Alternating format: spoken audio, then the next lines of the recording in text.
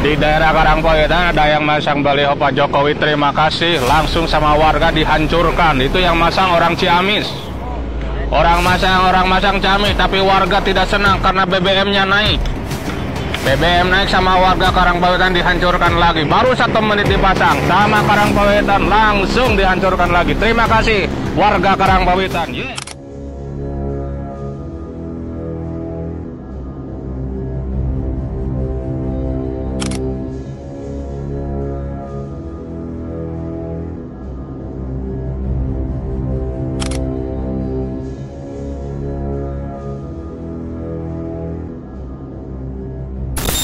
Pasukan berani mati Jokowi gagal muncul. Ternyata ini sebabnya, bikin kita semua ngakak. Assalamualaikum warahmatullahi wabarakatuh. Halo Sobat RJ, kali ini kita mau bahas sesuatu yang bikin kita penasaran banget, yaitu sebuah aksi massa yang katanya sebagai pasukan berani mati Jokowi, yang kabarnya akan membela mati-matian Jokowi beserta keluarganya pasca menjelang lengser, yang dikabarkan oleh banyak media bakal bikin apel akbar di Jakarta, yaitu tepatnya pada tanggal 22 September di Tugu Proklamasi Jakarta. Tapi ada yang aneh, di saat kita sudah siap-siap buat lihat aksi besar ini, ternyata gak ada apa-apa yang terjadi. Mau tahu lebih lanjut? Yuk, mari kita bahas sampai tuntas. Pasukan berani mati Jokowi, ada atau cuma isu ya? Jadi ceritanya begini, beberapa hari belakangan ini media sosial ramai banget sama kabar tentang pasukan berani mati Jokowi yang bakal turun ke jalan untuk apel akbar di Jakarta pada tanggal 22 September 2024. Kabarnya pasukan ini melibatkan 20.000 orang dari berbagai daerah di Indonesia. Wah, angkanya nggak main-main ya. Para pasukan berani mati ini dipimpin oleh seseorang yang bernama Sukodikdo Wardoyo. Siapa dia? Kabarnya sih relawan Jokowi. Tapi tunggu dulu sob, di hari yang sudah dijadwalkan kita nggak lihat apa-apa di Jakarta. Sepi bro, bahkan sampai siang tadi nggak ada tanda-tanda keramaian, nggak ada bendera yang dikibar-kibarkan, nggak ada orasi-orasi semangat. Lah, kemana nih pasukan berani mati? Jangan-jangan ini cuma wacana, atau mungkin pasukannya nyasar kali ya? Hehe, bisa jadi sih, karena saking sibuknya menyiapkan acara, mereka sampai lupa jalan menuju Jakarta. Atau yang lebih dramatis lagi, mungkin mereka ini pasukan siluman yang cuma ada di dunia maya dan gak akan pernah muncul di dunia nyata. Gak kebayang kalau begini sih. Jokowi, logistik, dan dukungan yang menurun. Tapi kalau kita lihat lebih dalam, mungkin di sini ada alasan yang lebih serius. Kenapa pasukan berani mati Jokowi tidak muncul sesuai yang dijadwalkan? Salah satu faktornya bisa jadi hal ini karena kurangnya dukungan logistik. Karena kita tahu, untuk menghadirkan ribuan orang dari berbagai kota di Indonesia ke Jakarta, pastinya butuh persiapan logistik yang sangat luar biasa besar. Gak cuma ongkos transportasinya, tapi juga akomodasi, makan, minum, dan berbagai fasilitas lainnya. Kalau nggak siap, ya wajar aja, acara pun jadi batal total. Atau jangan-jangan nih, dukungan untuk Jokowi memang mulai menurun alias sepi peminat. Kalau kita lihat kondisi saat ini, banyak kebijakan-kebijakan Jokowi yang akhirnya membuat simpati masyarakat berkurang sangat drastis. Mulai dari kebijakan ekonomi yang terkesan sangat memberatkan rakyat, sampai pengesahan undang-undang yang lebih berpihak kepada pemerintah serta pengusaha besar ketimbang ke rakyat kecil. Dan ini bisa jadi salah satu alasan kenapa acara besar-besaran seperti ini tidak mendapat dukungan kuat dari masyarakat, dan akhirnya pun gagal karena sepi peminat. Padahal himbauan ini sudah bertebaran di media sosial. Tapi ngomong-ngomong soal kebijakan Jokowi nih, baru-baru ini beliau minta maaf ke masyarakat. Katanya kalau ada kebijakan yang kurang berkenan, beliau minta maaf. Minta maaf.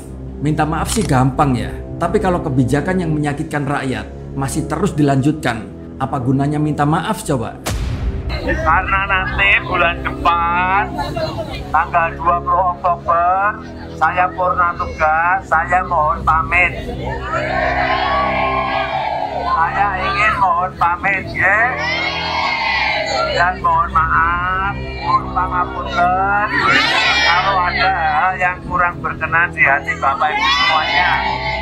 Bayangin aja, saat rakyat sudah kesulitan, malah ada kebijakan-kebijakan baru yang mencekik seperti pajak yang semakin tinggi, harga-harga kebutuhan pokok yang kian semakin naik, dan pengeluaran untuk biaya pendidikan yang kian semakin mahal. Jadi di sini permintaan maaf Jokowi ini mungkin terdengar sangat manis di telinga, tapi nyatanya penderitaan rakyat masih terus terasa. Seperti pepatah lama, permintaan maaf tanpa perubahan adalah manipulasi. Dan kalau cuma minta maaf tapi kebijakannya nggak berubah, ya sama saja kita tetap jadi korban. Lalu pertanyaannya, kenapa rakyat saat ini mulai banyak yang kehilangan simpati terhadap Jokowi? Nah, ini dia pertanyaan besarnya. Kenapa semakin banyak rakyat yang mulai kehilangan simpati kepada Jokowi? Pak Mulyono.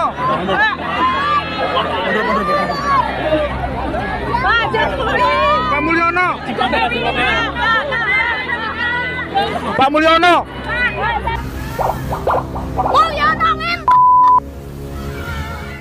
Di sini jawabannya sudah tentu ada di kebijakan-kebijakan yang dirasakan oleh rakyat kecil.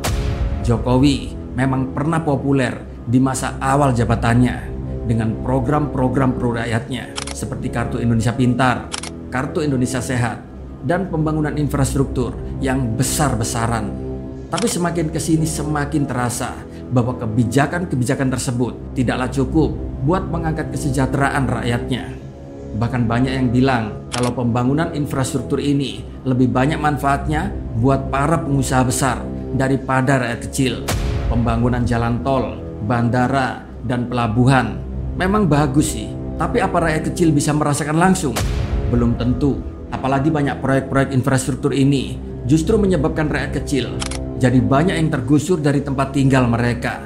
Dan hal ini pun banyak menyisakan peristiwa-peristiwa pilu yang begitu mendalam. Istilah ganti untung sudah berubah menjadi ganti buntung. Bahkan banyak dari masyarakat yang tergusur tidak mendapatkan apa-apa atas kebijakan PSN yang telah dicanangkan. Pemirsa, warga terdampak penggusuran pembangunan tol Jor 2 Jurumudi, Kecamatan Benda, Kota Tangerang, Banten kembali terlibat kericuhan dengan aparat pada Selasa siang. Bahkan sejumlah ibu menangis hingga jatuh pingsan karena terus mempertahankan tanah tempat tinggalnya. Di ibu kota Nusantara masih ada masyarakat yang menuntut kejelasan ganti rugi terkait lahan yang akan digunakan dalam pembangunan IKN. Ternyata di situ langsung poinnya aja bahwa kami bayar kamu sekian, terima atau tidak. Dan mereka para baser-baser Jokowi ini mau bikin pasukan berani mati untuk membela Jokowi, membela kelaliman Jokowi terhadap rakyatnya sendiri. Tapi di sini hampir sebagian masyarakat sudah jenuh atas penindasan yang dilakukan oleh pemerintah saat ini. Jadi nih, mana bisa terlaksana coba? Mungkin di sini salah satu alasan kenapa acara ini gagal adalah karena rakyat sudah jenuh dan pada sadar mereka sudah capek dengan janji-janji yang gak pernah terrealisasi. Dan mereka semua pada sadar bahwa apa yang diperjuangkan selama ini gak selalu berpihak ke mereka. Mungkin dulu banyak yang mendukung Jokowi dengan semangat yang tinggi, seperti halnya channel ini ketika Jokowi masih pada jalan yang benar. Tapi setelah Jokowi mengkhianati teman-temannya sendiri dan Jokowi lebih mementingkan dinasti politiknya daripada rakyatnya, dan banyak kebijakan-kebijakan Jokowi yang cenderung menguntungkan dia beserta kelompoknya daripada rakyatnya.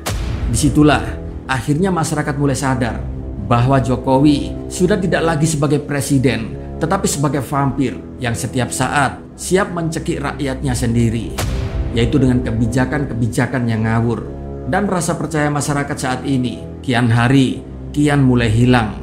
Kalaupun ada, sudah bisa dipastikan mereka kebanyakan adalah para korban bansos atau orang-orang yang kurang literasi politik, yang tidak bisa membedakan antara kebenaran dan pencitraan.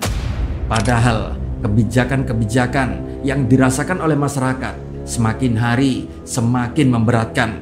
Di sini masyarakat yang waras pasti akan tersadar dan siuman. Jadi di sini kalau ada wacana akan menggelar pasukan berani mati ini gagal, ya wajarlah, bisa jadi karena kurang dukungan dari masyarakat. Dan bicara soal pasukan berani mati, bayangin deh kalau mereka beneran muncul, terus tiba-tiba ada suara dari salah satu anggota, "Pak, kita sudah di Jakarta nih, tapi logistiknya nggak sampai. Gimana mau berani mati? Gimana mau semangat kalau perut lagi lapar?" Atau mungkin begini, Pak, kita ini pasukan berani mati, bukan berani lapar. Kalau mati sih berani, tapi jujur, kami takut lapar. Jadi harus dikasih makan dulu dong, sebelum apel akbar. Hehe, ya memang susah sih kalau mau bergerak besar-besaran, tapi logistiknya nggak siap. Dan sebagai rakyat jelata, di sini kita harus peka dan kritis dalam melihat situasi politik saat ini. Jangan sampai kita cuma jadi penonton yang diam, melihat pemerintah yang berjalan seenaknya. Apalagi kalau kebijakan-kebijakan yang dibuat malah semakin mencekik rakyat kecil. Di sini kita harus banyak bersuara, meskipun suara kita kecil, tapi itu penting. Dan yang lebih penting lagi, kita harus mulai sadar bahwa dukungan itu gak cuma soal figur, tapi soal kebijakan. Kalau kebijakan-kebijakan yang dibuat sering menyusahkan daripada membantu, di sini sudah saatnya kita bersikap lebih kritis dan jangan gampang terbawa arus. Itulah kenapa peristiwa demi peristiwa ini harus kita jadikan pembelajaran politik bagi kita. Pemimpin yang baik itu adalah pemimpin yang benar-benar memperjuangkan rakyatnya. Oke, sampai di sini dulu ya video kita kali ini. Jangan lupa like, komen, dan subscribe ke channel Rakyat Jelata ini. Karena kita akan terus bahas topik-topik yang panas, yang gak cuma bikin penasaran, tapi juga bikin kita mumet. Tetap stay tune ya buat video-video kami selanjutnya. Karena akan banyak sekali drama-drama politik yang harus kita kupas tuntas. Wassalamualaikum warahmatullahi wabarakatuh.